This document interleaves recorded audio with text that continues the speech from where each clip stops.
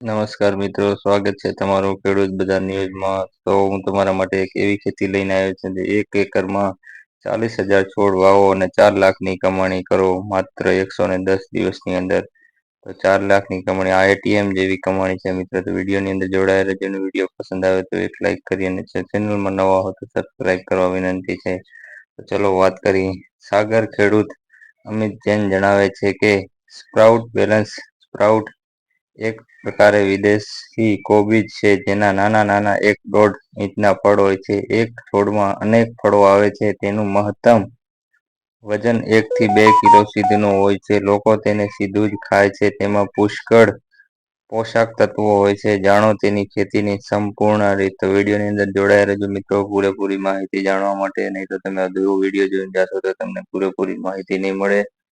ચલો આગળ વાત કરીએ. પરંપરા રીતે ખેતી કરવા ખેડૂતો જો તેમની જમીનના અમુક હિસ્સામાં નવી પ્રકારના શાકભાજી, ઔષધીય પાક અથવા ફળોની ખેતી શરૂ કરે તો તેઓ આર્થિક રીતે સશક્ત બની શકે છે. કારણ કે આ પ્રકારનો પાક એટલી જ મહેનતમાં 4 ગણો વધુ નફો આપી શકે છે. આવો પાક જ નફાકારક પણ પાક વિદેશી કોબીજનો છે. આ ખેતીમાં એક જ સિઝનમાં લાખોની કમાણી થઈ શકે છે. તેને સ્પ્રાઉટ બ્લેસેસ સ્પ્રાઉટ તરીકે ઓળખવામાં આવે છે મિત્રો. સામાન્ય રીતે લોકો સવારમાં ફણગાવેલા ચણા, ઘઉં, સોયાબીન અને મગના મિશ્રણને સ્પ્રાઉટ તરીકે ઓળખે છે. પરંતુ સ્પ્રાઉટની ખેતી પણ અલગ રીતે કરી શકાય છે. તે વિશે બહુ ઓછા લોકો જાણતા હશે. છેલ્લા 6 વર્ષથી ખેતી કરતા અમિત જૈન જણાવે છે કે સ્પ્રાઉટ એક રીતે વિદેશી કોબીજ છે જેના નાના નાના 1.5 ઇંચના ફળ હોય છે. એક છોડમાં ઘણા ફળ નીકળે છે. તેમનું મહત્તમ વજન 1 થી 2 કિલો સુધીનું હોય છે. લોકો તેને સીધું ખાઈ શકે છે. તેમાં ઘણા પોષક તત્વો પણ હોઈ શકે છે મિત્રો. વિદેશી આ રીતથી આવેશ બિયારણ આગળ જણાવ્યું કે જો ખેડૂતો સ્પ્રાઉટની ખેતી કરવા માંગે છે તેમણે આ બિયારણ વિદેશથી આયાત ઇમ્પોર્ટ કરવું પડશે. જો કે દિલ્હીમાં એવા ઘણા ટ્રાન્સપોર્ટ છે જે ઓર્ડર આપવા પર આ બિયારણ મંગાવી પણ આપે છે મિત્રો. તો તમે બિયારણ પણ મંગાવી શકો છો મિત્રો. જો તમને આ ખેતીમાં ઇન્ટરેસ્ટ હોય તો મિત્રો તમે આ ખેતી કરી શકો છો અને લાખોની કમાણી પણ કરી શકો છો મિત્રો.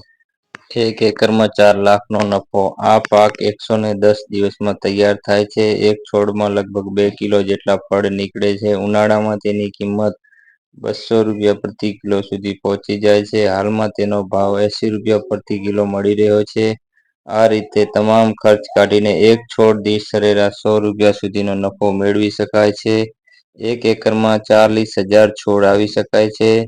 આ રીતે ખેતી કરવા પર 1 લાખનો ખર્ચ આવે છે જ્યારે 4 લાખ સુધીનો નફો થઈ શકે છે મિત્રો. તમને પાક દિલ્હી મોકલે છે. સાગર કે બુંદેલખંડ જેવા વિસ્તારોમાં જો કોઈ ખેડૂત તેની ખેતી કરવા માંગતા હોય, ખાસ કરીને ઉનાળામાં, તો તેમણે નેટ હાઉસ કે પોલી હાઉસ જેવી જગ્યાઓનો ઉપયોગ કરવો પડશે. કારણ કે આ પાક માટે તાપમાન જાળવવું ખૂબ જ જરૂરી છે. જ્યારે પાક તૈયાર થઈ જાય છે અને જો તેમને માર્કેટિંગમાં કોઈ સમસ્યા હોય તો તેને સીધું દિલ્હીની આઝાદપુર મંડીમાં મોકલી શકાય છે. સાગરથી દરરોજ ઘણી બસો દિલ્હી જાય છે જેના દ્વારા તેને સરળતાથી એક્સપોર્ટ પણ કરી શકાય છે મિત્રો.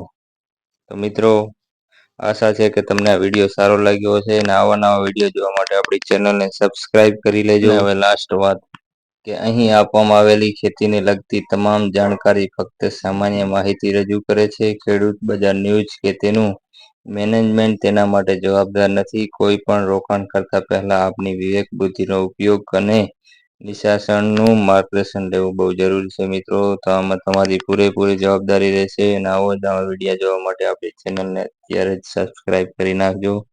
મળીએ એક નવા વિડીયોની સાથે. જય માતા.